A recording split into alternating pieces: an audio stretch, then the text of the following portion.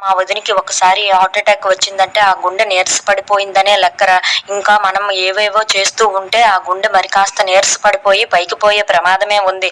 అందుకే మనం అటువంటివి చేయవలసి ఉంటుంది. ఎందుకంటే మా మా వదిన నన్ను అయితే పైకి పంపించేయాలి కదా అని చెప్పేసి అయితే అంటూ ఉంటుంది. ఆ మాటలు వినగానే అక్కడ ఉన్న రాహుల్ అయితే ఒక్కసారిగా షాక్ అయిపోతూ ఉంటాడు. అవునురా, మా వదిన పైకి పోతేనే కదా మనకి ఇదంతా దక్కేది అని చెప్పేసి అయితే అంటూ ఉంటుంది. ఇంతలో అక్కడ ఉన్న అపర్ణాదేవి దగ్గరికి అయితే కావ్య వచ్చి తన చేయి పట్టుకుంటూ ఉంటుంది.